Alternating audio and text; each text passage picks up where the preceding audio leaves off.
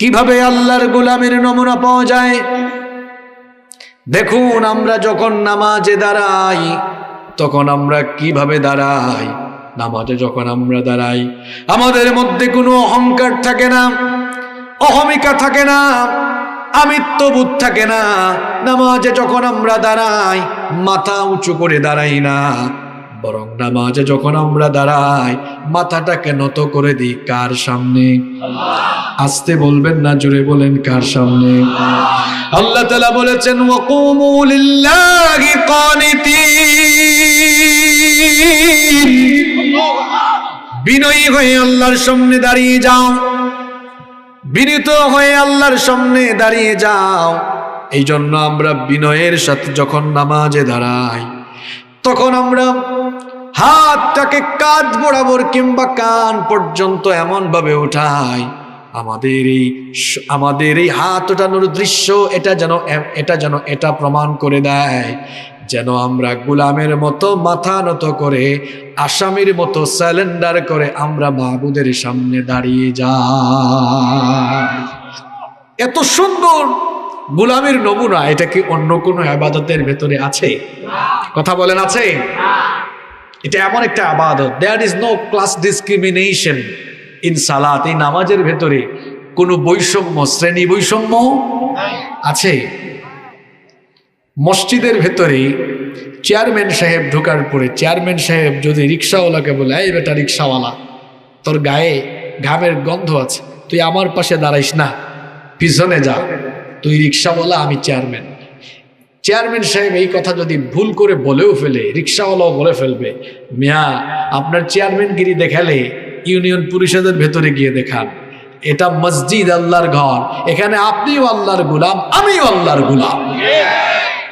এখানে কারো সাথে কারো কোনো বিভেদ, বৈষম্য। এজন্য মহাকবি, কবি সম্রাট আল্লামা ইকবাল তিনি তার কবিতায় বড় চমৎকার করে লিখেছেন, এক হি সাফ মে খড়ে হো গে মাহমুদ ও আয়াজ, এক হি সাফ মে খড়ে হো গে মাহমুদ ও আয়াজ, না কোই বান্দা রহা না কোই বান্দা নওয়াজ। নামাজে আসার পর সম্রাট মাহমুদ আর তার চাকর আয়াজ যখন একই কাতারে পাশাপাশি কাছাকাছি কাঁধে কাঁধ লাগিয়ে দাঁড়িয়ে যায়, তখন সম্রাট মাহমুদ তিনি আর সম্রাট থাকেন না, তার চাকর আয়াজ তখন আর চাকর থাকে না, সম্রাট আর চাকর দুজনেই তখন আল্লাহর গোলামে পরিণত হয়ে যায়। কোনো বৈষম্য থাকে? থাকে না। এই নামাজ, এটি হচ্ছে মুমিনের জন্য সবচাইতে বড় ইবাদত। ঈমানের পরেই হলো এই নামাজের অবস্থান। নামাজ হচ্ছে এমন একটি ইবাদত, এর মাধ্যমে বান্দা আল্লাহর একেবারে কাছাকাছি চলে যায়। নবীজিকে জিজ্ঞেস করা হলো, বান্দা কখন আল্লাহর নিকটে চলে যায়?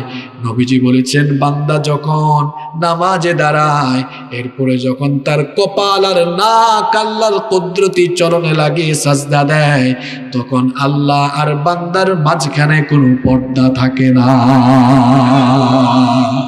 বান্দা একেবারে আল্লাহর কাছাকাছি চলে যায়।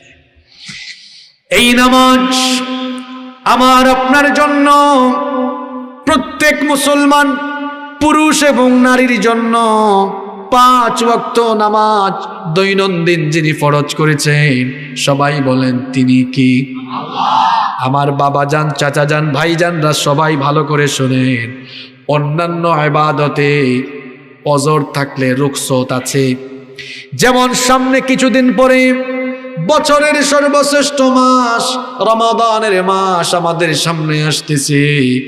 যদি কোনো মানুষ শারীরিকভাবে দুর্বল থাকেন, অর্থাৎ যিনি রোজা রাখলে মারা যাওয়ার আশঙ্কা আছে, স্বাস্থ্যের অবনতি হয়ে রোজা রাখার কারণে যদি কারো স্বাস্থ্যের অবনতি হয়ে মৃত্যুর ঝুঁকি থাকে, তাহলে রোজা থেকে তাকে অব্যাহতি দেওয়া হয়েছে। তিনি যদি রোজা ছেড়ে ফিদিয়া দিয়ে দেন তাহলে হয়ে যাবে, কোনো অসুবিধা নাই। আবার দেখেন বিরাট টাকা পয়সা আছে, কোটি কোটি টাকা, কিন্তু শারীরিক সামর্থ্য না থাকলে শুধু টাকা দিয়ে তার জন্য হজ ফরজ হবে? কিন্তু দেখেন, একমাত্র ইবাদত হলো নামাজ। যদি আপনি মাঠে থাকেন, ঘাটে থাকেন, কলকারখানায় থাকেন, অফিসে থাকেন, আদালতে থাকেন, বাড়িতে থাকেন, যেখানেই থাকেন না কেন, আপনি পুরুষ মানুষ, যদি আপনার মাথা নষ্ট হয়ে ব্রেইন নষ্ট হয়ে আপনি যদি পাগল হয়ে না যান, আপনি কিন্তু নামাজ ছাড়তে পারবেন? আপনি দাঁড়াতে পারেন না, তাও নামাজ ছাড়তে পারবেন না। বসে বসে নামাজ পড়তে হবে, বসতে পারেন না, তাও নামাজ ছাড়তে পারবেন না। শুয়ে শুয়ে নামাজ পড়তে হবে, তাও পারেন না। ইশারায় নামাজ পড়তে হবে। মুসলমানের জন্য নামাজের বেলায় কোনো রুখসত, আরো জোরে বলেন, নামাজের বেলায় কোনো রুখসত।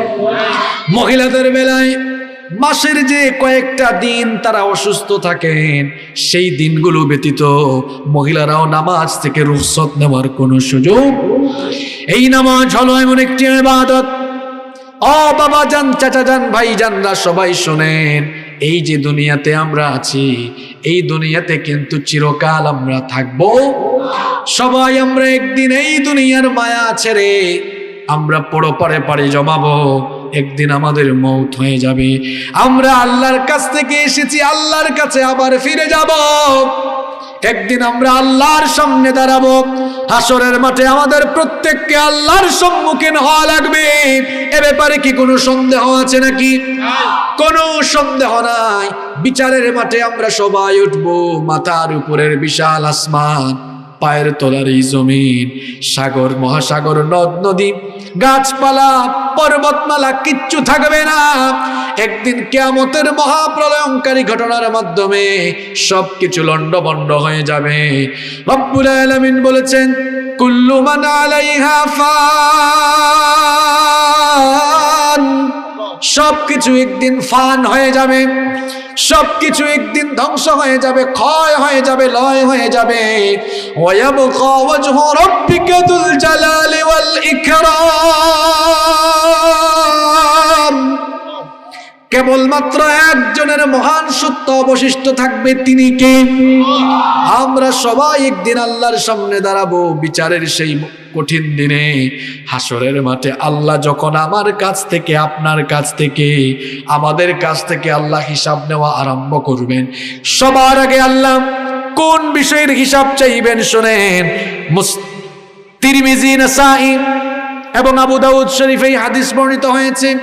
আবু হুরায়রা রাদিয়াল্লাহু আনহু এই হাদিস বর্ণনা করেছেন। তিনি বলেছেন, আমি নবীজিকে বলতে শুনেছি, নবীজি বলেছেন, ইন্না আউয়ালু মা ইউহাসাবু বিহিল আবদু ইয়াউমাল কিয়ামাতি মিন আমালিহি সালাতুহু। কিয়ামতের দিন রব্বুল আলামিন বান্দার কাছ থেকে যখন হিসাব চাইবেন, তখন সবার আগে রব্বুল আলামিন মানুষের কাছ থেকে নামাজের ব্যাপারে হিসাব চাইবেন। বলেন কিসের ব্যাপারে? আরো জোরে বলেন। ওয়াজ মাহফিলে তো ঠিকই ওয়াজ শুনতে আসলেন, কিন্তু ফজর, যোহর, আসর, মাগরিব, এশা চলে গেল। এই নামাজগুলো ঠিক মতো পড়লেন কিনা? প্রতিদিন যে 5 ওয়াক্তের নামাজ, এই নামাজগুলোর হিসাব কিয়ামতের দিন প্রথম যিনি নিবেন তিনি কি? আহারে আমার বাবারা, ভাইয়েরা, এখনো আমরা নামাজ আদায় করি না। এখনো আজান হলে আমরা মসজিদে যাই না। কিরকম গাফেল হয়ে আছি আমরা। অথচ এই নামাজের ব্যাপারে রব্বুল আলামিন সবার আগে হিসাব চাইবেন। নবীজি বলেছেন, ফা ইন সালুহাত ফাকাদ আফলাহা ওয়া আনজাহ। এই নামাজের হিসাব যার ঠিকঠাক থাকবে, তার বাদবাকি সব ঠিক থাকবে। নামাজের হিসাবে যদি গন্ডগোল না লাগে, পরবর্তী ধাপগুলো আপনার জন্য সহজ হয়ে যাবে। ওয়া ইন ফাসাদাত ফাকাদ খাবা ওয়া খাসার। আর নামাজের হিসাবে যদি গন্ডগোল থাকে, ক্ষতিগ্রস্ত হয়ে জাহান্নামে যাওয়া লাগবে। কেন আপনি নামাজ ছেড়ে দেন? নামাজ ছেড়ে দেওয়া জাহান্নামে যাওয়ার সবচাইতে বড় কারণ। হাসরের মাঠে সব মানুষ আল্লাহর সামনে দাঁড়াবে, এ ব্যাপারে কোনো সন্দেহ? কিয়ামতের দিন হাসরের মাঠে যখন সব মানুষ হাজির হয়ে যাবে, রব্বুল আলামিন হাসরের মাঠে সমবেত সকল মানুষদেরকে লক্ষ্য করে বলবেন, সবাই আমাকে সাজদা দাও। দুনিয়াতে আজান হয়ে গেলে মসজিদে গিয়ে যারা আল্লাহকে সাজদা দিত সঙ্গে সঙ্গে তারা সাজদায় পড়ে যাবে, কিন্তু যারা আজান হলে ঠিকমতো নামাজ আদায় করতো না সেই সকল বেনামাজিগুলো চরম ক্ষতিগ্রস্ত হবে। কেমন অবস্থার সম্মুখীন তারা হবে, চলুন আমরা কোরআন থেকে জেনে নেই। রব্বুল আলামিন বলছেন কোরআনুল কারীমের 68 নম্বর সূরা সূরাতুল কলামের 42 নম্বর আয়াত থেকে রব্বুল আলামিন বলছেন, ইয়াউমা ইউকশাফু আন সাকিন ওয়া ইউদআউনা ইলাস সুজুদি ফালা ইয়াস্তাতিউন। সেদিন কঠিন সময় যখন মানুষকে সাজদা দেওয়ার জন্য আহ্বান করা হবে, তখন বেনামাজিগুলো সাজদা দিতে পারবে না, তাদের পিঠ কাঠের মতো শক্ত হয়ে যাবে। এর কারণ সম্পর্কে আল্লাহ তাআলা বলছেন, ওয়াকাদ কানু ইউদআউনা ইলাস সুজুদি ওয়া হুম সালিমুন। এর কারণ হলো দুনিয়াতে এরা বেনামাজি ছিল, নামাজি ছিল না। দুনিয়ায় বেনামাজি হবে যারা, কিয়ামতের দিন এমন কঠিন মুসিবতে পড়ে যাবে তারা, পিঠ কাঠের মতো শক্ত হয়ে যাবে, পিঠ নোয়াতে পারবে না। বেনামাজি হাসরের মাঠে যখন উঠবে চরম বেজ্জতির সম্মুখীন হবে। আল্লাহ এদের প্রতি কোনো দয়া করবেন না। আল্লাহ তাআলা ফেরেশতাদেরকে বলবেন, বেনামাজিগুলোকে ধর, হাতে পায়ে শিকল লাগা, দণ্ডবিড়ি পরা, এরপরে এই বেনামাজিগুলোকে টেনে হিচড়ে জাহান্নামে নিয়ে যা। জাহান্নামকে 7 ভাগে আল্লাহ ভাগ করেছেন, এর মধ্যে বেনামাজিদের জন্য আল্লাহ স্পেশাল একটা জাহান্নাম বানিয়েছেন। সেই জাহান্নামের নাম হচ্ছে সাকার। এই সাকার হলো ভয়াবহ একটা জায়গা। সেখানে যখন বেনামাজিগুলোকে বেড়ি লাগিয়ে শিকল লাগিয়ে টেনে হিচড়ে নির্লজ্জতার সাথে সেই ভয়াবহ আগুনের দিকে না হবে, ওই জাহান্নামের দায়িত্বে নিয়োজিত থাকা ফেরেশতারা তাদেরকে আটকে দিয়ে জিজ্ঞেস করবে। রব্বুল আলামিন কোরআনে কারীমে বলছেন, ইয়াতাসাআলুনা আনিল মুজরিমিন মা সালাকাকুম ফি সাকার। সাকার নামক ভয়াবহ জাহান্নামের অধিবাসীদেরকে প্রশ্ন করা হবে, কি কারণে তোমরা এই ভয়াবহ জায়গায় এসেছো, কেন তোমরা আজকে এখানে আসলে? তখন তারা জবাব দিবে, অনেকগুলো কারণ আছে, তার মধ্যে নাম্বার 1, 1 নাম্বার কারণ হলো ক্বালু লাম নাকু মিনাল মুসাল্লিন। আমরা মুসল্লি ছিলাম না, আমরা নামাজি ছিলাম না। এই জবাব দেওয়ার পরে খুব আদর যত্ন শুরু হবে, তাই না? কথা বলছেন না কেন? হ্যাঁ যুবক ভাইয়ের এদিকে তাকাও। এত ওয়াজ দিয়ে কি হবে যদি 5 ওয়াক্তের নামাজই ঠিক না থাকে? বেনামাজিরা কঠিন শাস্তির সম্মুখীন হবে। কোন আমল সম্পর্কে আগে প্রশ্ন করা হবে না, রোজার ব্যাপারে আগে প্রশ্ন হবে না, যাকাতের ব্যাপারে, হজের ব্যাপারে, দান সৎকারের ব্যাপারে, ইকামতে দিনের ব্যাপারে, কোনো কিছুর ব্যাপারে আগে প্রশ্ন হবে না। নাম্বার 1, 1 নম্বর প্রশ্ন, গোলাম ঠিক মতো নামাজ আদায় করেছো কিনা? নামাজ হচ্ছে ইসলামের সকল ইবাদতের মাথা। কেন ইবাদতের মাথা? সেটারও একটা ব্যাখ্যা আছে। সমস্ত ইবাদতের বিধান এসেছে দুনিয়ায়, রোজার বিধান এসেছে দুনিয়ায়, হজের বিধান এসেছে দুনিয়ায়, যাকাতের বিধানও এসেছে দুনিয়ায়, হালাল হারামের সকল বিধান এসেছে দুনিয়ায়, কিন্তু একমাত্র ইবাদত, ইসলামের একমাত্র ইবাদত হলো নামাজ। এই নামাজ দুনিয়াতে ফরজ করা হয় নাই, এই দুনিয়াতে 7 আসমানের উপরে, সিদরাতুল মুনতাহার উপরে মেরাজের রাতে রব্বুল আলামিন তার হাবিবকে তার সান্নিধ্যে নিয়ে গিয়ে নামাজ আমাদের জন্য উপহার দিয়েছে। কি বুঝেছেন? নামাজ ফরজ হয়েছে সবার উপরে। নামাজ ফরজ হয়েছে কোথায়? সব ইবাদত ফরজ হয়েছে দুনিয়ায়, একমাত্র ইবাদত নামাজ ফরজ হয়েছে দুনিয়ার উপরে। আল্লাহু আকবার। এর মানে কি? এর মানে হলো সব ইবাদতের মাথা হলো, জোরে বলেন, আরবিতে এই জন্য একটা প্রবাদ আছে, আস-সালাতু হিয়া রাসুল ইবাদা, নামাজ হচ্ছে ইবাদতের মাথা। কেন ইবাদতের মাথা? আচ্ছা শোনেন, আমার দিকে তাকান, বুঝতে পারবেন আপনারা। এই যে আমরা যারা এখানে বসে আছি, এটা উদাহরণ দেওয়ার জন্য বলা, আমি সহ আমাদের সবার যদি এখানে কেউ মাথা কেটে ফেলে, সবার মাথা কাটার পরে যদি সবার এখানে দেহ পড়ে থাকে, আপনারা বলেন তো মাথা ছাড়া শুধু এই এখান থেকে, এই বুক থেকে নিয়ে পা পর্যন্ত শুধু এতটুকু শরীর দিয়ে কি মানুষের পূর্ণাঙ্গ পরিচয় মিলবে? মাথা ছাড়া মানুষকে চেনা যায় না। বুঝে ফেলছেন আপনারা? মাথা হলো সবার উপরে, মাথা কেটে ফেললে যেমন মানুষ চেনা যায় না, ঠিক তেমনি ইসলামের ইবাদতের মাথা নামাজ, নিচের দিকের সব ঠিক রেখা, রোজা, হজ, যাকাত, দান, সদকা, হাজি সাহেব সব ঠিকঠাক, মাথা কাটলে যেমন পূর্ণাঙ্গ পরিচয় পাওয়া যায় না, নামাজ বাদ দিয়া সব ইবাদত কইরা, মাহফিলের আয়োজন কইরা, ওয়াজ মাহফিলের আয়োজন করে টাকা দিয়া পয়সা দিয়া আয়োজক হইয়া, বক্তা হইয়া, শ্রোতা হইয়া সব ঠিকঠাক, উপরেরটা মাথা কেটে ফেলেছেন, নামাজ বাদ, আপনার পরিচয়ও বাদ। কথা ক্লিয়ার? মাথা ছাড়া যেমন পূর্ণাঙ্গ পরিচয় পাওয়া যায় না, ইসলামের ইবাদতের মাথা নামাজকে বাদ দিয়ে কখনো কেউ খাঁটি মুসলমান হতে পারে? এজন্য নবীজির স্পষ্ট হাদিস, বাইনাল আবদি ওয়াল কুফরি তারকুস সালাহ, আল্লাহর বান্দা আর কাফিরের মধ্যে পার্থক্য হলো নামাজ ছেড়ে দেওয়া। আল্লাহর বান্দা কোনোদিনও নামাজ ছাড়তে পারে। নামাজ হচ্ছে আল্লাহর গোলামের সবচাইতে শ্রেষ্ঠ নমুনা। এই যে ধরুন ফজরের সময় ভোরবেলা যখন আজান হয়, শয়তান তো আমাদেরকে নামাজ থেকে ফেরাবার সব রকমের চেষ্টা করে, কারণ আমরা নামাজে গেলে শয়তানের লাভ না লস? আরো জোরে বলেন, লাভ না লস? এই জন্য আমরা রাতের বেলা যখন ঘুমিয়ে যাই, শয়তান তখন ঘাড়ের মধ্যে 3টা গিরা লাগায়, প্রত্যেকটা গিরার মধ্যে এই মন্ত্র পড়ে ফু দেয়, রাত অনেক লম্বা, তুই আরাম করে ঘুমা, ঘুম থেকে উঠার দরকার নাই। মুয়াজ্জিন সাহেব ভোরবেলায় বলেন, আসসালাতু খায়রুম মিনান নাওম, ঘুম থেকে নামাজ উত্তম। শয়তান তখন এসে বলে, না, নামাজের থেকে তোর ঘুম উত্তম, তুই ঘুমায়া থাক।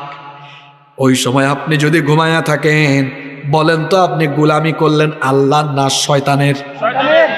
আর আপনি তখন ঘুম থেকে উঠে মসজিদে চলে গেলেন, আল্লাহকে গিয়ে সাজদা দিলেন, বলেন তো গোলামিটা হইল কার?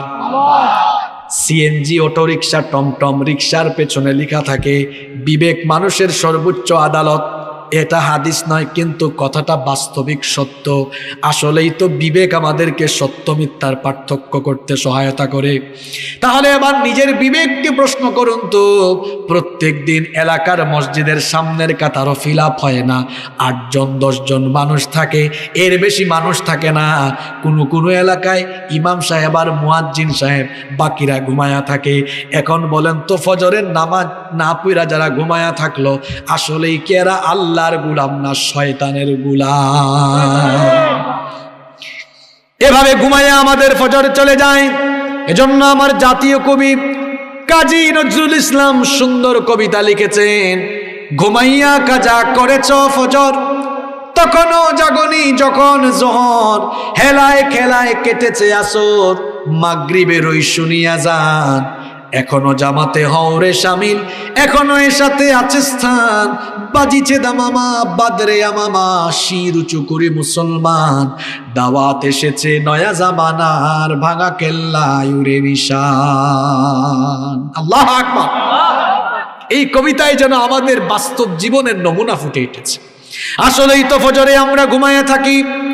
কি করে আপনি ঘুমায়া থাকেন? জোহরের আগে তো আপনি দুনিয়া ছেড়ে চলে গিয়ে জোহরের আগেই তো আপনার জানাজা হয়ে যেতে পারে কি পারে না?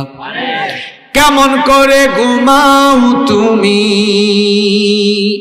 কেমন করে ঘুমাও তুমি, ফজর করে কাজা, এমন তো হতে পারে জোহরে জানাজা। হতে পারে কিনা? এই যে এশার নামাজ চলে গেল, আমরা কত মানুষ এশার নামাজ পড়লাম না, ফজরের আগেই আমরা কবরে চলে যাওয়ার সম্ভাবনা আছে না নাই? এই যে দেখুন, মাত্র 2 দিন আগে তুরস্কে 7.8 রিক্টার স্কেলের ভয়াবহ ভূমিকম্প হয়ে গেল। বড় বড় অট্টালিকাগুলো মাটির সাথে ধসে গেল। খবর আপনারা জানেন কি জানেন না? এশার নামাজ না পড়ে যারা ঘুমায়া গেলেন, ও ভাইয়েরা, এই ঘুমটাই তো জীবনের শেষ ঘুম হয়ে যেতে পারে কি পারে না? আরো জোরে বলেন, পারে কি পারে না? অনেক যুবক ভাইয়েরা হয়তো ভাবে আমি বুড়া হব, এরপরে আমি নামাজ শুরু করব। না রে ভাই, দুনিয়াতে আসার সিরিয়াল আছে, কিন্তু যাওয়ার কোনো সিরিয়াল। এই যে দেখো, তোমার মতো বহু যুবক তুরস্কের এই ঘটনায় মারা গিয়েছে। হাজার হাজার মানুষ এই ভয়াবহ ঘূর্ণিঝড়ে আক্রান্ত হয়ে দুনিয়া ছেড়ে চলে গিয়েছে। আপনারা ফেসবুকে, ইউটিউবে, টেলিভিশনে দেখেছেন তুরস্কের এই ভয়াবহ ঘূর্ণিঝড়ে অসংখ্য মানুষের প্রাণহানি হয়েছে। এই রকমের একটা ঘূর্ণিঝড় যে কোনো সময় আমাদের দেশেও হয়ে যেতে পারে কি পারে না? ঘূর্ণিঝড়ের কথা বাদ দেন, এই যে আমি রাতের বেলা ঘুমাই, এটা তো আমার আপনার জীবনের শেষ ঘুম হয়ে যেতে পারে। এই যে ঘুমায়া চোখ বন্ধ করেছেন দুনিয়ায়, এমনও হতে পারে চোখ খুলে দেখবেন দুনিয়ায় নাই, চলে এসেছেন কবরে। হতে পারে কি পারে না? এই যে আপনি নামাজ বাদ দিয়ে ঘুমায় গেলেন, এশার নামাজটা পড়লেন না, যদি ঘুমের মধ্যে মরণ হয়ে যায়, বেনামাজি হয়ে চলে গেলেন। ফজরের নামাজ ছেড়ে দিলেন, জোহরের আগে যদি চলে যান, বেনামাজি হয়ে মরে গেলেন। এইভাবে করে 5 ওয়াক্তের নামাজ যদি জীবন থেকে চলে যায়, তাহলে বলেন তো জান্নাতে যাওয়ার পথে বাধা আছে না নাই? আসতে বলবেন না, জোরে বলেন, বাধা আছে না নাই? নামাজ ছাড়া জান্নাতে যাওয়া তো দূরের কথা, জান্নাতের গন্ধও আপনি পাবেন না। যে ঈমান আপনাকে ঘর থেকে বের করে মসজিদে নিয়ে সাজদা দেওয়াইতে পারে না, এ দুর্বল ঈমান আপনাকে কোনোদিনও জান্নাতেও ঢুকাইতে পারবে। আমার যুবক ভাইদেরকে বলবো, এই বয়সেই বেশি বেশি নামাজি হওয়া দরকার। আমার যুবক ভাইয়েরা মনে করে, হুজুর আমরা বুড়া হই তারপরে নামাজ পড়বো, এত তাড়াতাড়ি নামাজ কেন শুরু করব? চুল পাকুক, দাড়ি পাকুক, হাতে লাঠি নেই, লাঠি ভর দিয়ে যখন চলবো তখন আমরা নামাজ আদায় করব। আজকের মাহফিলে দেখলাম, কি রে ছেলেগুলা কোথায়? মাহফিলের আয়োজকরা দেখে, আয়োজককে দিকে হাত দেখলে চিনবো আমি। হায় হায় হায়, এরা মাহফিলের আয়োজন করে, এরা কি তোবারুক খায় নাকি? এই 2-3 জন? আচ্ছা হাত নামান, আমি কয়েকজনকে চিনেছি, এরা খাওয়ার সময় ছিল। এই যে আমার ভাইয়েরা, যুবক ভাইদেরকে বলছি, হাতে লাঠি নিব, বুড়া হব, এই নসিব আমার নাও হতে। আসেন বাস্তব একটা ঘটনা শোনাই। কিছুদিন আগে আমার পাশের বাড়িতে আমার চেয়ে বয়সে আরো 10-12 বছরের ছোট একটা ছেলে মারা গিয়েছে। এরকম বহু ছেলে পেলেরা দুনিয়া থেকে চলে যাচ্ছে, কারণ দুনিয়া থেকে যাওয়ার বেলায় কোনো সিরিয়াল মেনটেন হয়।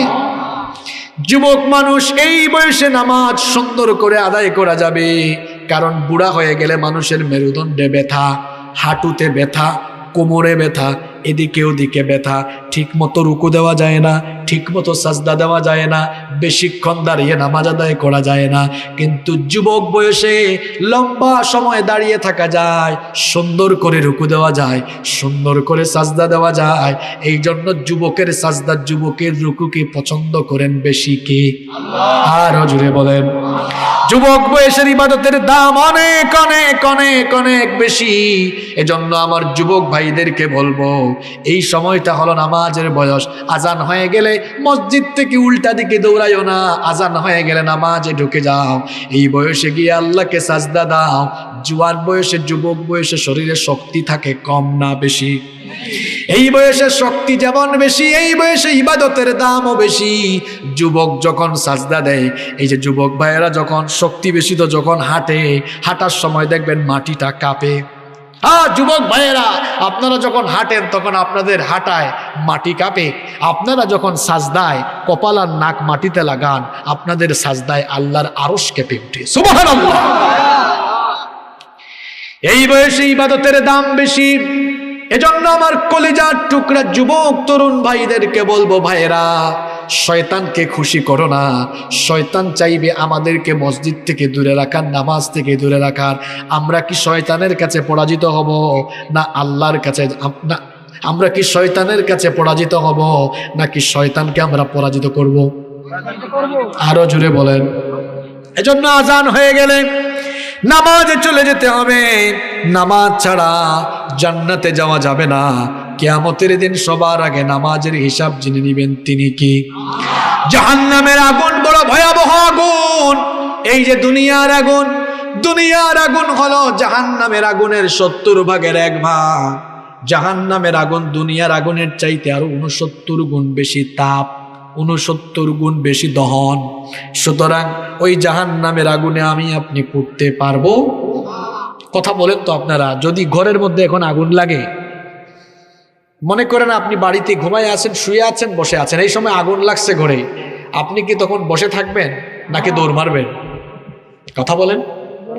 দুনিয়ার আগুন থেকে বাঁচার জন্য আপনি দৌড় মারলেন ভাই, তাহলে দুনিয়ার আগুনের চাইতে আরো 69 ভাগ বেশি তীব্র দহন সম্পন্ন জাহান্নামের আগুন। এই জাহান্নামের আগুন থেকে বাঁচার জন্য আপনি কেন দৌড়াইয়া মসজিদে ঢুকতে পারেন না? আপনার বিবেককে আপনি প্রশ্ন করুন। 5 ওয়াক্তের নামাজ যদি ঠিক না থাকে, সারা রাত্রের ওয়াজ দিয়ে কিচ্ছু হবে না।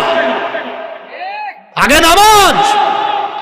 বহু এলাকায় রাত 1টা, 12টা, 1টা পর্যন্ত ওয়াজ হয়। সকালবেলা ওই এলাকার মসজিদে 1 কাতার পূরণ হয় না। আছে না নাই? এই ওয়াজ দিয়ে কি হবে? যদি ওয়াজের পরে ফজরের নামাজের সময় প্রত্যেকে নামাজে যেতে না পারলাম, বোঝা গেল এই ওয়াজের কোনো তাসির, কোনো আথর নেই। নামাজ, নামাজ, নামাজ, নামাজ ছাড়া মুক্তি পাওয়া যাবে না, জান্নাতে যাওয়া যাবে না। সবার আগে হলো নামাজ। ইসলামের ইবাদতের মাথা হলো নামাজ। ইমানের পরেই হলো নামাজ। জোরে বলেন, ইমানের পরে কি? নামাজ। এই নামাজি কয়েক প্রকারের নামাজি আমাদের সমাজে আছে। দেখেন কত জাতের নামাজি। সাপ্তাহিক নামাজি আছে না নাই? শুধু জুমাবারে তারা নামাজে যায়, এছাড়া তারা নামাজে যায় না। তো জুমার নামাজি ভাইদেরকে আমি প্রশ্ন করছি, ভাই একদিনে হয় 5 ওয়াক্ত নামাজ, 7 দিনে হয় 5 7 35 ওয়াক্ত। আপনি শুধু জুমার দিন 1 ওয়াক্ত গেলেন, 35 ওয়াক্তের মধ্যে 1 ওয়াক্ত একবার গোলামি করলেন কার? আর বাদ বাকি 34 বার গোলামি করলেন কার? বলেন তো, পার্সেন্টেজে গেলে শয়তানের গোলামি বেশি হইল না আল্লাহর গোলামি বেশি হইল? মানুষ পরিচয় দিতে আপনার লজ্জা লাগার কথা, কারণ আপনি গোটা সপ্তাহে শয়তানের গোলামি, নামাজ ছাইরা দিয়া শয়তানের গোলামি 34 বার, আল্লাহর গোলামি 1 বার। এটা হলো সাপ্তাহিক নামাজের নমুনা। 2 নাম্বার নামাজি হলো মাসিক নামাজি। রমজান মাস আসলে তারা এমন নামাজি হয়, সব সময় নামাজে। আবার ঈদের চাঁদ উঠে গেলে তাদের নামাজ শেষ, আছে না নাই?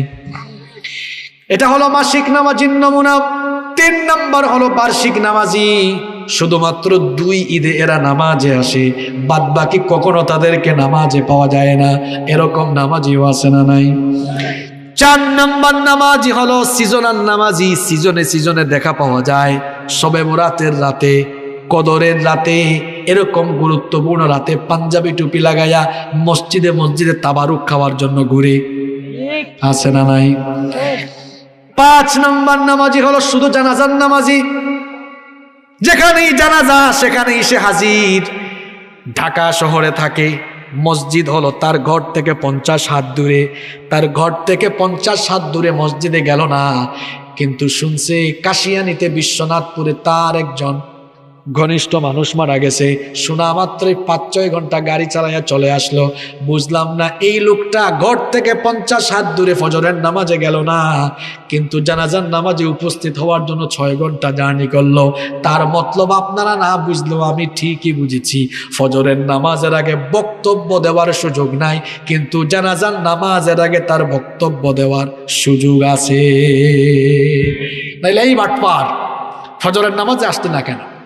কিছু মানুষ আছে জানাজার আগে বক্তৃতার চান্স নেওয়ার জন্য শুধু জানাজার নামাজে যায়। কি বলেন, আছে এরকম? এই যে দেখেন কত জাতের নামাজি বললাম। সাপ্তাহিক নামাজি, মাসিক নামাজি, বার্ষিক নামাজি, সিজনাল নামাজি, জানাজার নামাজি, এই 5 প্রকার নামাজি, 5 প্রকার নামাজির নামাজ হলো নষ্ট, বাতিল। কারণ হলো এরা অনিয়মিত নামাজি, এরা নামাজে যায় সিজনে সিজনে, এরা নামাজে যায় ভিন্ন ভিন্ন উদ্দেশ্যে।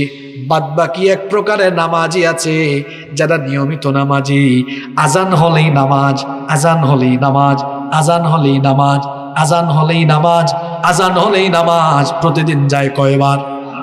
এদের জন্য আল্লাহ সুসংবাদ দিয়ে বলেছেন, উলাইকা হুমুল ওয়ারিসুনাল্লাযীনা ইয়ারিসুনাল ফিরদাউসা হুম ফিহা খালিদুন। আল্লাহ বলছেন আজান হলেই নামাজ, আজান হলেই নামাজ, আজান হলেই নামাজ, আজান হলেই নামাজ, আজান হলেই নামাজ। 5 ওয়াক্ত এভাবে করে নামাজে যায় যারা, মরার পরে জান্নাতুল ফিরদাউসের ওয়ারিস হয়ে যাবে তারা। পড়লে নামাজ, রাখলে রোজা, আল্লাহ রাসূল পাবে সোজা, হালকা হবে পাপের বোঝা, করলে ইবাদত পাবে তুমি রোজ হাসরে প্রতিদানে জান্নাত, প্রতিদানে জান্নাত। আল্লাহু আকবার। জাহান্নাম থেকে নিজেকে সেভ করার জন্য, জান্নাতে যাওয়ার জন্য, ভালো একজন মানুষ হওয়ার জন্য 5 ওয়াক্ত নামাজ আজকে থেকে ছাড়বো না ধরবো? ছাড়বো না ধরবো? আর জীবনে কোনোদিন নামাজ ছাড়বো না, এই ওয়াদা কি করা যায়? দেখি কারা কারা রাজি। ফজরে কি সবাইকে দেখা যাবে? ইনশা। হাত বলে নামাজ। কষ্ট হচ্ছে আপনাদের? আচ্ছা, এবার আসেন, এই নামাজ আল্লাহ কেন দিয়েছেন? যাতে করে আপনারা শুধু আল্লাহকে সাজদা দেন, কেবলমাত্র কি এই উদ্দেশ্যে? জোরে বলেন, এই উদ্দেশ্যে না। এবার আসলাম মূল কোথায়। এই নামাজ আল্লাহ কেন দিয়েছেন? নামাজ আল্লাহ দিয়েছেন জীবন পরিচালনার প্রশিক্ষণ হিসেবে। এই নামাজের ভেতরে যে আনুষ্ঠানিকতা আছে, এখান থেকে আপনি শিক্ষা নিয়ে নামাজের বাইরে অ্যাপ্লাই করবেন, নামাজের আলোকে ব্যক্তি, পরিবার, সমাজ, রাষ্ট্র গঠন করবেন। এই জন্য নামাজের ভেতরে শিক্ষা আছে না নাই? জোরে বলেন, আছে না নাই? এবার আসেন তো, এই নামাজ আমাদেরকে কি শেখায় সেগুলো আমরা জেনে নেই। নামাজ আমাদেরকে কি শেখায় শুনতেছেন তো আপনারা? নাম্বার 1, 1 নাম্বার, নামাজ মুসলমানদেরকে ঐক্যবদ্ধ থাকার শিক্ষা দেয়। নামাজ মুসলমানদেরকে কি থাকার শিক্ষা দেয়?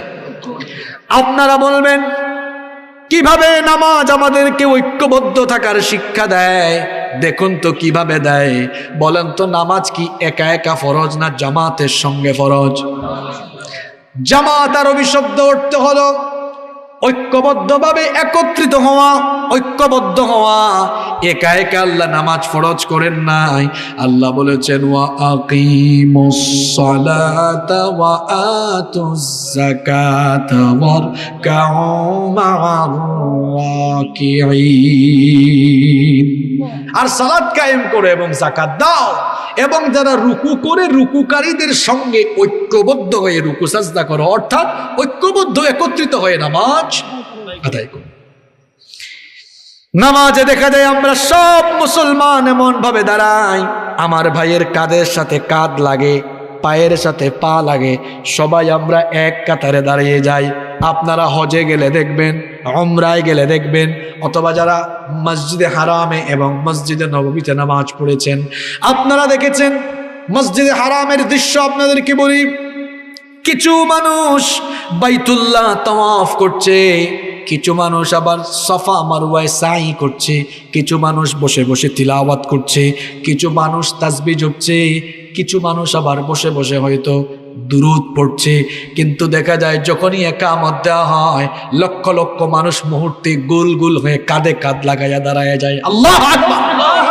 আমাদের মসজিদগুলো দেখেন, জুমার দিনে ইমাম সাহেব আরবিতে যখন খুতবা দেন, একজনের সামনে আরেকজন, ডানে বামে কাতার বন্দি নাই, বিচ্ছিন্নভাবে মানুষ ছড়িয়ে ছিটিয়ে থাকে। খুতবা শেষ করে মুয়াজ্জিন সাহেব যখনই একামত শুরু করে দেন, দেখবেন সবাই কাঁধে কাঁধ লাগাইয়া ঐক্যবদ্ধ হয়ে যায়। এই যে আমরা মসজিদের ভেতরে ঐক্যবদ্ধ, নামাজের মধ্যে আমরা যেমন ঐক্যবদ্ধ, পৃথিবীর 800 কোটি মানুষের মধ্যে 200 কোটি মানুষ হলো মুসলমান। এই 200 কোটি মুসলমান যদি নামাজের মতো মসজিদের বাইরে ঐক্যবদ্ধ থাকতো, কাফের মুশরিক বেঈমানরা মুসলমান ভাই বোনদের উপরে নির্যাতন চালানোর সাহসও পেত না। ঐক্য আছে আমাদের মধ্যে। আমরা যদি ঐক্যবদ্ধ থাকতাম, আমাদের উপরে এত মুসিবত আসতো না। আপনাদের কথা কি আর বলবো, আমরা হুজুরদের মধ্যেই তো মিল মহব্বত, আপনাদের কথা কি আর বলতাম। ওই যে আমি প্রায় জায়গায় বলি, পাল্লার মধ্যে ব্যাঙ রাখা যেমন কঠিন, ব্যাঙের কাজ লাফালাফি করা, ব্যাঙকে কি পাল্লায় রেখে দেওয়া সহজ নাকি? আরো জুড়ে বলেন। পাল্লার মধ্যে ব্যাঙ রেখে দেওয়া যেমন কঠিন, তেমনি আলেমদেরকে এক জায়গায় বসানো কঠিন। আমরা নামাজ থেকে ঐক্যের শিক্ষা নিতে পারলাম না, এই জন্য আমরা এখনো শক্তিশালী হতে পারলাম না। আজকে আমাদের মধ্যে ঐক্য নাই বলে ইসলাম বিরোধীরা আলেমদের হাতে হাত করা আর পায়ের মধ্যে ডান্ডা বেরি লাগানোর সুযোগ পেয়েছে। ঐক্যবদ্ধ থাকার মধ্যে শক্তি আছে। নামাজ থেকে ঐক্যবদ্ধ থাকার শিক্ষা নিতে হবে। নবীজি বলেছেন, মুমিনে মুমিনে মুসলমানে মুসলমানের সম্পর্ক কেমন হবে শোনো। বুখারী শরীফের হাদিস, নবীজি বলেছেন, আল মুমিনু লিল মুমিনি কাল বুনয়ান ইয়াশুদ্দু বাদুহু বাদা। এক মুমিনের সাথে আরেক মুমিনের সম্পর্ক হবে বিল্ডিং এর প্রাচীরের মতো, দেয়ালের মতো। ভালো করে বুঝেন, এই পিলার, এই খুঁটি থেকে এই খুঁটি পর্যন্ত কেউ যদি সারি সারি ইট এখানে রাখে, ইটের উপরে ইট, ইটের উপরে ইট, ইটের উপর ইটের লাইন, কিন্তু যদি সিমেন্ট আর বালু দিয়ে জোড়া না লাগায়, তাহলে ইটের এই সারি, ইটের এই লাইনগুলোকে বাচ্চা একটা আলতো করে ছুঁইলেও সেটা পড়ে যাবে। তাহলে বোঝা গেল, জোড়া না থাকলে, ঐক্যবদ্ধ না থাকলে শত শত ইটও মজবুত হতে পারে, কিন্তু যখন শত শত ইটগুলোকে জোড়া লাগিয়ে দেওয়া হবে, একত্রিত করা হবে, সিমেন্ট আর বালু দিয়া যখন এক করে দেওয়া হবে, অ্যাটাচ করে দেওয়া হবে, তখন আর ধাক্কাইয়া ফালানো যাবে না। মুসলমানরা যদি বিচ্ছিন্ন থাকে, আলাদা আলাদা থাকে, তাহলে কাফের মুশরিকরা মুসলমানদের রক্ত নিয়ে খেলা করবে। আর মুসলমানরা যদি একটা দেয়ালের মতো, একটা প্রাচীরের মতো মজবুত বন্ধনে ঐক্যবদ্ধ হয়ে দাঁড়িয়ে যায়, গোটা দুনিয়ার কাফের মুশরিক ইসলাম বিরোধী শক্তি মুসলমানদের পায়ের তলায় এসে পড়ে যাবে। আলেমদের মধ্যে আজ ঐক্য নেই বলে আলেমদের উপরে মুসিবত এসেছে। আলেমরা যদি ঐক্যবদ্ধ থাকতে পারতেন, তাহলে আলেমদের উপরে নির্যাতন নিপীড়ন করার সাহসও কেউ কোনোদিন করতে পারত না। ঐক্যের ভেতরে একটা শক্তি আছে না নাই? আপনাদের প্রত্যেকের হাতে যদি একটা লাঠি দেওয়া হয়, বলেন তো আপনারা, একটা লাঠি ভাঙ্গা সহজ না কঠিন? কথা বলেন না কেন আপনারা? আপনারা ক্লান্ত হয়ে গেছে? হাতে একটা লাঠি থাকলে এটা ভাঙা সহজ না কঠিন? সহজ। সহজ। এই তো আপনি একটা মোচড় দিবেন, ভেঙে যাবে এটা। এখন যদি প্রত্যেকের হাতে 100টা লাঠি দেওয়া হয়, 100টা লাঠি একসাথে আপনি কি ভাঙতে পারবেন? পারবেন না। একটা লাঠি যেমন ভাঙা সহজ, মুসলমানরা যদি আলাদা আলাদা থাকে, এখানে একজন, এখানে একজন, এখানে একজন, আলাদা আলাদা থাকে, ঐক্য না থাকে, একটা লাঠি যেমন ভাঙা সহজ, মুসলমানরা আলাদা আলাদা থাকলে ইসলাম বিরোধীরা যারা যখন ধরবে, তার মেরুদণ্ড ভাঙাও ইসলাম বিরোধীদের জন্য অত্যন্ত সহজ। আর 100টা লাঠিকে যেমন ভাঙা যায় না, খুব কঠিন কাজ, ঠিক তেমনি আমরা যদি ভাই ভাই হয়ে ঐক্যবদ্ধ থাকতে পারি, তাহলে মেরুদণ্ড ভাঙা তো দূরের কথা, ইসলামের বিরুদ্ধে জবান খোলার সাহসও কারো হবে না ইনশাআল্লাহ। তাহলে নামাজ থেকে আমাদের কিসের শিক্ষা নিতে হবে? জোরে বলেন না। ঐক্যের শিক্ষা। আমরা নামাজের বাইরে, নামাজে আমরা ঐক্যবদ্ধ যেমন থাকি মসজিদে, নামাজের বাইরে মুসলমান মুসলমান দলাদলি করব? আমরা আমাদের মধ্যে দলাদলি আছে না? কয় আমি ওয়াহাবি, আরেকজন কয় আমি দেওবন্দি, আরেকজন কয় আমি হানাফি, আরেকজন কয় আমি গরম সুন্নি, আরেকজন কয় আমি ঠান্ডা সুন্নি, আরেকজন কয় আমি মাঝারি টাইপের সুন্নি। আরে ভাই, আফসোস লাগে আপনার জন্য, আপনি আপনার পরিচয় এটা সেটা দিতে পারলেন, কিন্তু সাহস করে আনন্দের সাথে নিজের পরিচয় মুসলমান দিতে পারলেন না। আমাদের পরিচয়ে আমরা কি? আরো জোরে বলেন, আমাদের প্রভু এক নবীর উম্মত, জীবন বিধানে ওই শিবানী কুরআন। আমাদের প্রভু কয়জন? আমাদের প্রভু এক নবীর উম্মত, জীবন বিধানে ওই শিবানী কুরআন। তবে কেন এক নও হে মুসলমান,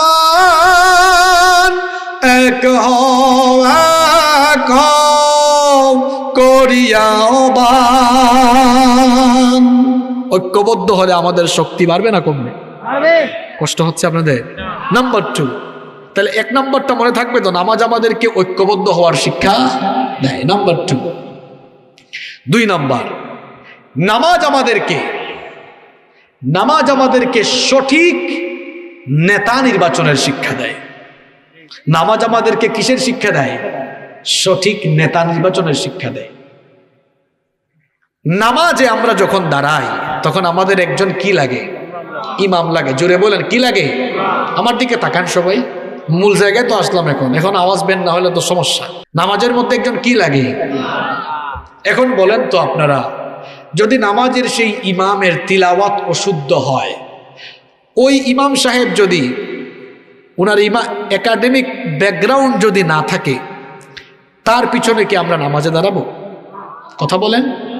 একজন অযোগ্য, অদক্ষ, অশুদ্ধ তেলাওয়াতকারী ইমাম সাহেবের পেছনে কোনো মুসলমান নামাজে দাঁড়াতে পারে?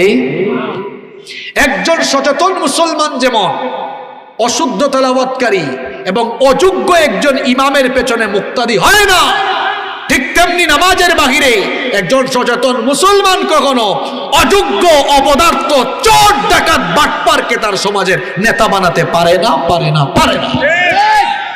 ঠিক তো আমরা কইতে পারি, কিন্তু নামাজের বাইরে কি এই কামটা আমরা করতে পারি? আমরা তো পারি নাই এখনো। আর পারি নাই বলেই আমাদের সমাজে এখনো চুরি আছে, ডাকাতি আছে, এখনো অন্যায় আছে, জুলুম আছে। নবীজির সময়ে মসজিদের ইমাম নবীজি, আর মদিনা রাষ্ট্রের ইমাম আরেকজন। আপনার ঘুম চলে আসছে নাকি? আপনার জবাব দিয়েন বাবা জানরা। নবীজির সময়ে মসজিদে নববীর ইমাম নবীজি, মদিনা রাষ্ট্রের ইমাম ওকে নবীজি। নবীজির পরে 4 জন খলিফা শাসন করলেন, মসজিদেরও ইমাম, রাষ্ট্রেরও। এখন আমরা এমন মুসলমান, মসজিদের ইমাম একজন, সমাজের ইমাম। মসজিদের ইমাম ভালো মানুষ, টুপিওয়ালা, দাড়িওয়ালা, খুব ভালো মানুষ, চরিত্র ভালো, সব ঠিকঠাক আছে। আর সমাজের ইমাম যেটা ডাকাইতের মতো চেহারা, চুরের মতো চেহারা, চরিত্র ঠিক নাই, চুরি করতে করতে এত লকবের অধিকারী হয়েছে, ডাকাতি করতে করতে অনেক লকবের অধিকারী। এভাবে আমরা মসজিদ আর সমাজের ইমামকে আলাদা বানিয়ে দিয়ে আমরা আল্লাহ আর রসুলের দেখানো তরিকা থেকে বহু দূরে সরে গিয়েছি। এজন্য আমরা উন্নতি, অগ্রগতির দিকে যেতে পারছি। যদি আমরা নামাজে যেমন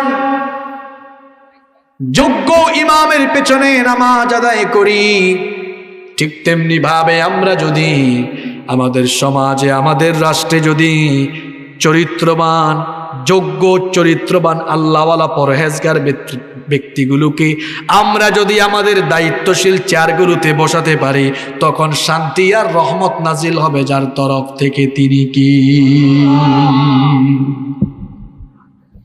আল্লাহওয়ালা শাসন, আল্লাহওয়ালা শাসকদের শাসনের নমুনার স্টাইলই আলাদা। ছোট্ট একটা ঘটনা আমার মনে পড়ে গেল। ঘটনাটা কি বলবো?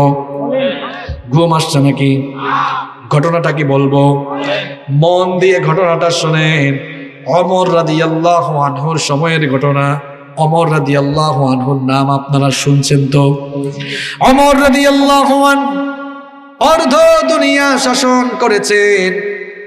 সেই আমলে তো কারেন্ট ছিল না, এখন তো আমাদের আমলে কারেন্ট আছে, ইলেকট্রিক্যাল লাইটও আছে। বলেন তো সেই যুগে কারেন্ট এবং এমন ইলেকট্রিক্যাল লাইট ছিল নাকি? কারেন্ট ছিল না, ইলেকট্রিক্যাল লাইটও ছিল না। ওমর রাদিয়াল্লাহু আনহু ঘরের ভেতরে মোমবাতি জ্বালিয়ে কাজ করছেন। ঠিক এমন সময়ে তার কিছু আত্মীয় স্বজন দেখা করতে এসে দরজায় নক দিলেন। তিনি তাদেরকে দরজায় আটকে দিলেন। দরজায় আটকে দিয়ে বললেন, থামো, কিছুক্ষণ পরে ঢুকো। এদেরকে দরজায় আটকে দিয়ে তিনি তার সামনে থাকা মোমবাতির আগুন ফু দিয়ে নিভিয়ে দিলেন। নতুন আরেকটি মোমবাতিতে আগুন জ্বালালেন। এরপরে তাদেরকে বললেন, এবার তোমরা ভেতরে আসো। এরা ভেতরে এসে প্রশ্ন করলো, আমিরুল মুমিনিন, আপনার সামনে তো মোমবাতি জ্বালানো ছিল, সেটা ফু দিয়ে নিভিয়ে দিয়ে নতুন আরেকটি মোমবাতিতে কেন আগুন জ্বালালেন? ওমর রাদিয়াল্লাহু আনহু অর্ধ দুনিয়ার শাসনকর্তা, তিনি তখন বললেন, তোমরা আসার আগ পর্যন্ত আমি রাষ্ট্রের টাকায় কেনা মোমবাতির আগুন জ্বালিয়ে রাষ্ট্রের কল্যাণে, জনগণের কল্যাণে কাজ করছিলাম। তোমরা যখন দরজায় এসে ভেতরে ঢুকার জন্য অনুমতি চাইলে, আমি চিন্তা করলাম তোমরা আমার আত্মীয়, তোমরা ভেতরে ঢুকে আমার সঙ্গে বেশিরভাগ সময় ব্যক্তিগত কথাবার্তা বলবে। চিন্তা করলাম রাষ্ট্রের টাকায়, জনগণের টাকায় কেনা মোমবাতির আগুন জ্বালিয়ে তোমাদের সঙ্গে যদি ব্যক্তিগত কথা বলি, রাষ্ট্রের সম্পদ, জনগণের সম্পদ নষ্ট হবে। আমাকে যে দায়িত্ব দেওয়া হয়েছে সেই দায়িত্ব তো আমানত, আমানতের খেয়ানত হয়ে যাবে। কিয়ামতের দিন আসামি হয়ে আল্লাহর সামনে দাঁড়াতে হবে। এই ভয় যখন আমার অন্তরে আসলো, তখন আমি রাষ্ট্রের টাকায়, জনগণের টাকায় কেনা মোমবাতির আগুন ফু দিয়ে নিভিয়ে দিয়ে নিজের টাকায় কেনা মোমবাতির আগুন জ্বালিয়ে তোমাদের সাথে কথা বলছি। এমন যদি হতো আমাদের নেতা হতো ওমরেরই মতো, হতো আবু বকরের মতো। চাই কি চাই না? আরো আসতে বলেন, চাই কি চাই না? এমন যদি হতো আমাদের নেতা হতো ওমরেরই মতো, হতো আবু বকরের মতো। জনগণের খোঁজ খবর নিত রাত দুপুরে, ঘুরে ঘুরে দেখতো কি কেউ আছে অনাহারে। আমার দেশের মা বোনেরা লাঞ্ছিতা হতো না, আমার দেশের কৃষক শ্রমিক বঞ্চিত হতো না। ধনী গরিব ভালোবাসার জীবন ফিরে পেত, যদি আমাদের নেতা হতো ওমরেরই মতো, হতো আবু বকরের মতো। আল্লাহু আকবার! এরকম চাই কি চাই না? কারা কারা চান না হাত তোলেন। মনোযোগ আছে না? আলহামদুলিল্লাহ পড়েন। এরকম চাইলে কি করব? চোর ডাকাতদেরকে দায়িত্বশীল চেয়ারে বসাবো না আল্লাহওয়ালাদেরকে বসাবো? আরো জুড়ে বলেন। 2 নম্বর শিক্ষা মনে থাকবে তো? নামাজ আমাদেরকে কি করে? সঠিক নেতা নির্বাচনের শিক্ষা দেয়। আপনাদের মনে ঘুম চলে আসছে না? আপনাদের এইসব অঞ্চলে তো 11টার পরে আপনারা শুনতে চান না, এটা আমিও জানি। 10 মিনিট থাকা যাবে না? আরো 10 মিনিট থাকা যাবে তো? আরো 2টা শিক্ষা বলবো, এরপরে শেষ করবো ইনশাআল্লাহ। কয়টা বললাম? 1 নম্বর, আমি আজকে বেসিক কথা, মৌলিক কথাগুলো বলে যাচ্ছি। এই যে আমাদের উপরে মুসিবত কেন? ঐক্য, ঐক্য। অথচ এই ঐক্যবদ্ধ থাকার শিক্ষা নামাজে, বলেন নামাজে। 2 নম্বর, এই শিক্ষাটাও আমাদের মধ্যে নাই। নামাজ থেকে আমরা সঠিক নেতা নির্বাচনের শিক্ষা পাই। যদি আমরা এই শিক্ষাটা নিতে পারতাম আর নিজের বিবেক খাটাইয়া ভালো মানুষ, আল্লাহওয়ালা, চরিত্রবান, আল্লাহ ভীরু, খুদা ভীরু মানুষদেরকে দায়িত্বশীল চেয়ারে বসাইতে পারতাম, তাহলে সমাজটা বদলে যেত। আমাদের কারণেই তো আল্লাহওয়ালা লোকগুলো দায়িত্বশীল চেয়ারে বসে না, বসে যায় গায়ক, বসে যায় নায়ক, বসে যায় নৃত্যশিল্পী, বসে যায় গাঁজাখুর, বসে যায় ইয়াবাখুর। ঠিক তো আমরাই কই, আবার বসাইও আমরা। কি জাতের ভদ্র মানুষ আমরা, স্বীকারও করে ফেলি। কি বলেন? আমার কথায় আঘাত পেয়েছেন আপনারা? বাস্তব কথা তো আমাকে বলতে হবে। ঠিকও আমরা কই, বসাইও আবার আমরা। না, এমনটা হতে পারে না। কিছু মানুষ তো টাকার কাছেও বিক্রি হয়, আছে না নাই?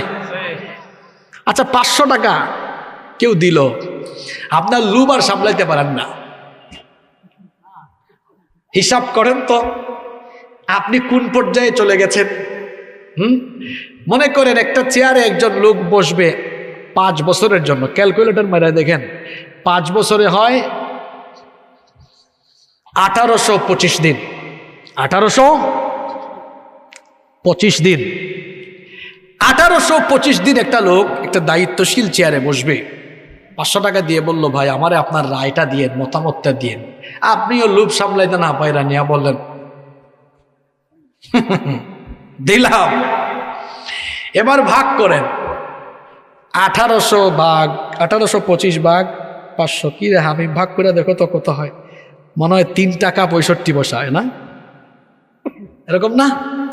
1825 ভাগ হইল 1825 ভাগ 500 ভাগ গুণ না, হ্যাঁ ভাগ 3 টাকা 65 পয়সা। ঠিক আছে? কি জাতের মানুষ আপনি, চিন্তা করছেন?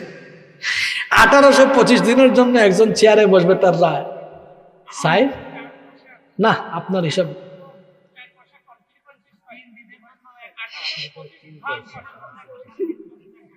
ইয়া সুবহানাল্লাহ, একটা মুরগির ডিমের দাম এর থেকে বেশি। চিন্তা করছেন যেই লোকটা 500 টাকা খাইয়া কুল্লা মানুষ, এটা চিন্তা করছেন মানে কেমন মানুষ এটা? হ্যাঁ, একটা মুরগির ডিমের দামও তার থেকে বেশি। যে লোক এরকম পয়সার কাছে বিক্রি হয়ে যায়, এটা মানুষ নামের কলঙ্ক, এটা জানোয়ারের চেয়েও খারাপ। পরিবর্তন হয় না আমাদের। কেন পরিবর্তন হয় না? আমরা মানুষ হইলেও পশুর খাইসলতের চাইতেও আরো আজে বাজে খাইসলত আমাদের ভেতরে। তাহলে বলেন, নামাজের শিক্ষা সমাজে আছে? কেন নামাজের গুরুত্ব নিয়ে আলোচনা করে নামাজের শিক্ষার কথা বললাম? শুধু ঠাস ঠাস ঠাস ঠাস রুকু সাজদা দিয়া নামাজ পড়লেই হবে না বাবা। নামাজের শিক্ষাও জীবনে বাস্তবায়ন করতে, যে নামাজ নামাজিকে ভালো পথে নেয় না, নামাজের শিক্ষার আলোকে জীবন গঠনে সহায়তা করে না, এই নামাজ কোনো নামাজি, এই নামাজের কোনো দাম। কয়টা শিক্ষা বললাম? নাম্বার 3 নম্বর, নামাজ আমাদেরকে কোরআনের রাষ্ট্র, দিন কায়েমেরও শিক্ষা দেয়। বলবেন হুজুর কিভাবে? নামাজের ভেতরে আমরা যখন তিলাওয়াত করি তখন কয়টা কিতাব থেকে তিলাওয়াত করি? না, আওয়াজ তো বড় কম হয়েছে। নামাজের মধ্যে আমরা যখন তিলাওয়াত করি কয়টা কিতাব থেকে তিলাওয়াত করি? এই কিতাবের বাহিরে পড়ার কোনো সুযোগ আছে? কোনো সুযোগ আছে? সারাটা জীবন কেন আপনারা ভাবেন না?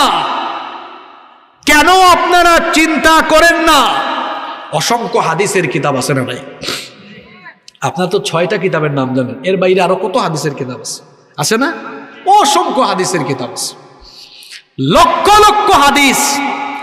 কুরআনের আয়াত মাত্র 6,500, 6,000-এর বেশি, 6,236টা, তো 6,000-এর বেশি। আর হাদিস আছে লক্ষ লক্ষ। কিন্তু নামাজ পড়তে হবে এই 6,500-এর ভিতর থেকে। 6 লক্ষ থেকে 7 লক্ষ 10 লক্ষ হাদিস থাকুক, 40 লক্ষও থাকুক, পড়তে পারবেন? ভাবুন তো এখানে কি শিক্ষা আছে? একজন মুসলমান যেমন তার নামাজে কোরআনের বাইরে তেলাওয়াতের সুযোগ নাই, মুসলমানের সমাজ, মুসলমানের রাষ্ট্র কোরআনের আইন ছাড়া অন্য আইন দিয়ে চালানোর কোনো সুযোগ মুসলমানের নাই। যদি সে চালায় তো চালান না, একদিন দাঁড়াবেন কার সামনে? আছে না নাই? কি বলেন, আছে না নাই? আল্লাহর ধরা একদিন। আল্লাহ ধরেন না, ধরেন না, ধরেন না, যখন আল্লাহ ধরবেন আর কিন্তু ছাড়বেন। এই বুঝি আপনি শিখছেন। আমার আপনার নবী মদিনা 10 বছর চালিয়েছেন নিজের মতো না কোরআন মতো? কথা বলছেন না কেন? নিজের মতো না কোরআন মতো? এরপরে 4 খলিফা চালাইছেন নিজের মতো না কোরআন মতো? আমরা চালাই কিসের মতো? নিজের মতো। চরিত্র মিলছে? মিলছে বলেন আপনারা, মিলছে?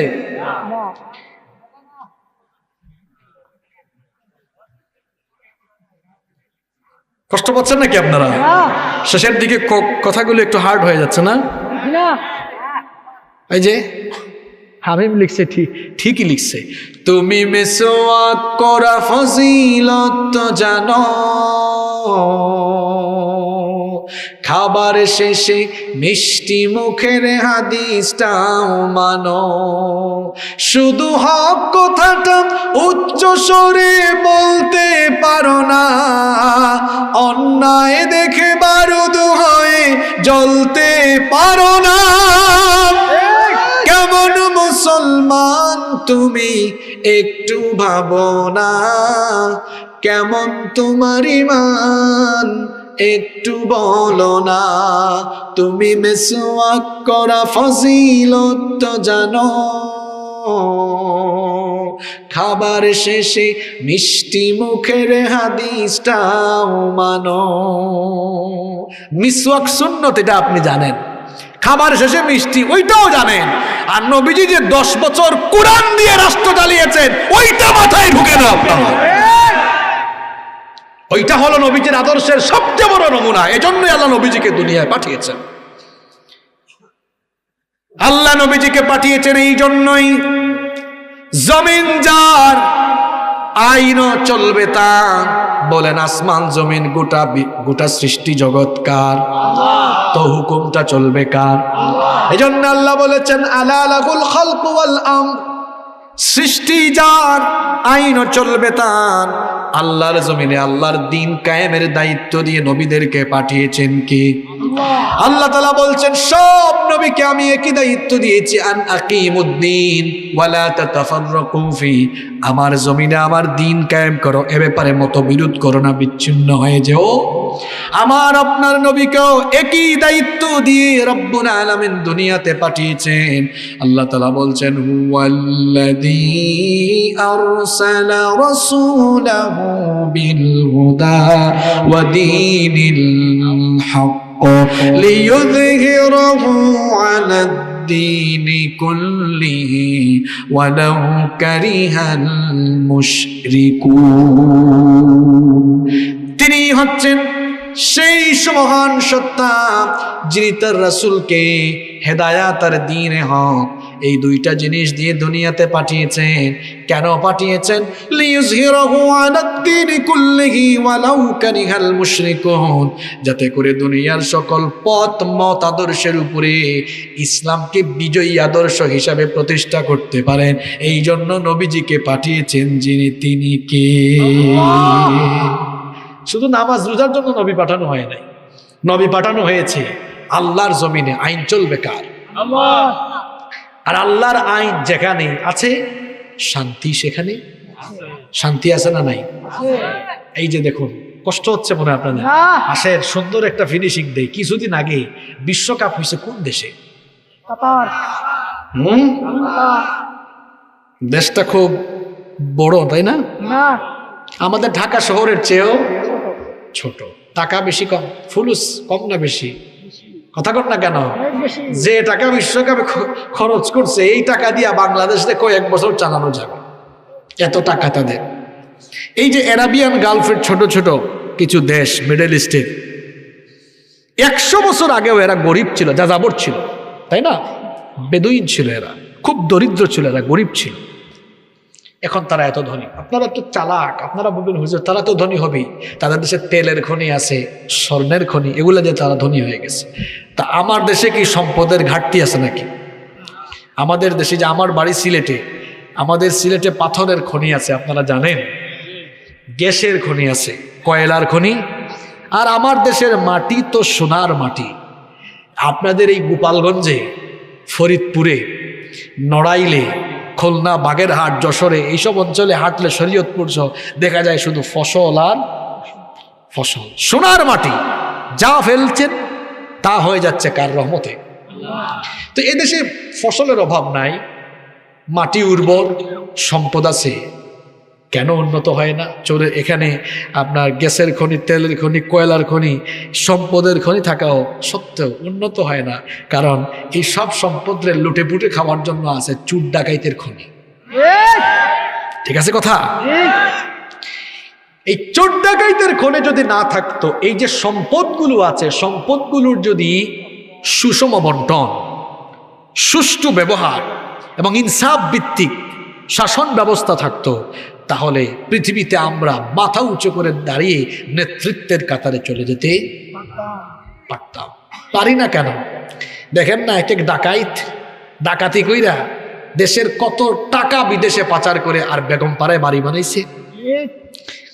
এদেশে সব নেয়ামত আছে, শুধুমাত্র আল্লাহর দেওয়া কোরআনের বিধানের, আল্লাহর দেওয়া কোরআনের শাসনের এই নিয়ামতটা বাকি আছে। আপনারা চান কি চান না? কোরআনের শাসন আপনারা চান কি চান না? কারা কারা চান হাত তুলে? হাত নামান, আল্লাহ কবুল করেন। তো বলছিলাম ওই যে দেশগুলোর কথা, এদের দেশে কোরআনের কি 100 আইন আছে? না, 100 আইন, কিছু আইন আছে সেনসিটিভ যে বিষয়, যেগুলোর কারণে একটা দেশ আগায় না। চুরি থাকলে ওই দেশ আগাবে? জিনা, বেবিচার, অসভ্যতা, ডাকাতি, সেখানে চুরির বিচারটা কি দিয়ে হয়? কোরআন দিয়ে। কি দিয়ে? আমাদের দেশে চুরির বিচার কোরআন দিয়ে করতে পারবেন না, কারণ কল্লা যারা বিচার করবে হেরা আগে তো রাখে। ঠিক কি না? চোর যতদিন চেয়ারে থাকে বোঝা যায় না কেমন চুরি করছে, চেয়ার থেকে নামলে বোঝা যায় কি পরিমাণ যে চুরি করছে। ঠিক কিনা বলেন? যদি চুরির বিচার কোরআন দিয়ে হয়, চুরি কমে যাবে। জিনার বিচার যদি কোরআন দিয়ে হয়, জিনা কমে যাবে।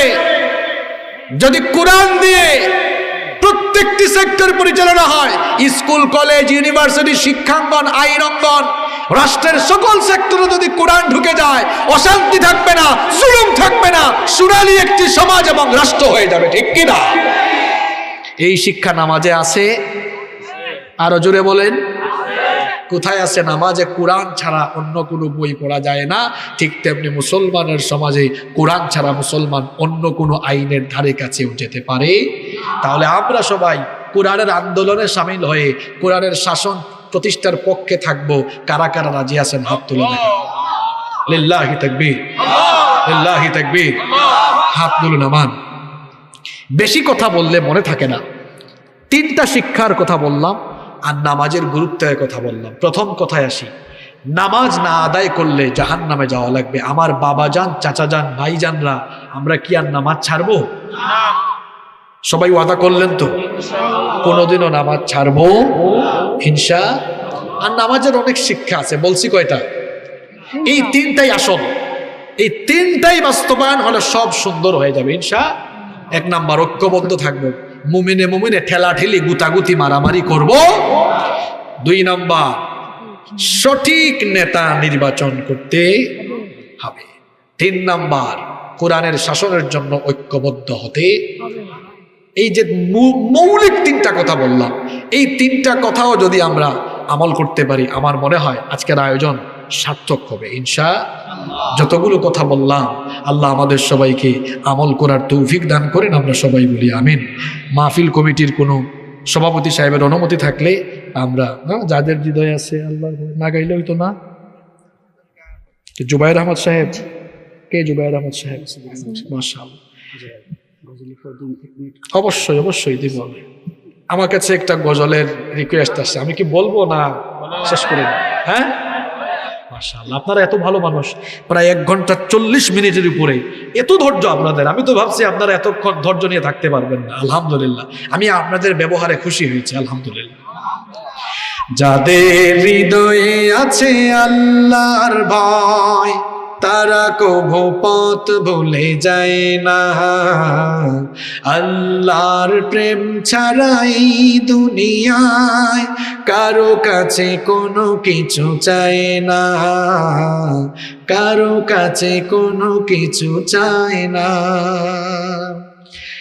রাতের আধারে যারা যারা সেজদাতে রয়, দু চোখের অশ্রুতে নদী যেন বয়।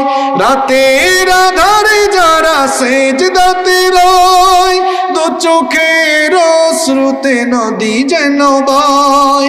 ছলনার হাত ছানি যত আসুক, ছলনার হাত ছানি যত আসুক, পেছনে ফিরেও তাকায় না, পেছনে ফিরেও তাকায় না। যাদের হৃদয়ে আছে আল্লাহর ভয়, তারা কবু পথ ভুলে যায় না। আল্লাহর প্রেম ছাড়াই দুনিয়ায় কারো কাছে কোনো কিছু চায় না, কারো কাছে কোনো কিছু চায় না। দিন কায়েমের পথে যারা অবিচল, তারা হলো আল্লাহর প্রিয়জন। বাতিলের কাছে যারা হার মানে না, সংগ্রাম করে যায় আমরণ। হেরার আলোতে যার হৃদয় রঙিন, হাতে আল কোরআনের দীপ্ত সঙ্গীন। হেরার আলোতে যার হৃদয় রঙিন, হাতে আল জিহাদের দীপ্ত সঙ্গীন। সত্যের পথে যারা নিবেদিত প্রাণ, সত্যের পথে যারা নিবেদিত প্রাণ, শত্রুকে কবু ভয় পায় না, শত্রুকে কবু ভয় পায় না। যাদের হৃদয়ে আছে আল্লাহর ভয়, তারা কবু পথ ভুলে যায় না। আল্লাহর প্রেম ছাড়াই দুনিয়ায় কারো কাছে কোনো কিছু চায় না, কারো কাছে কোনো কিছু চায় না। আল্লাহ আমাদের অন্তরে আল্লাহর ভয় পয়দা করে দেন।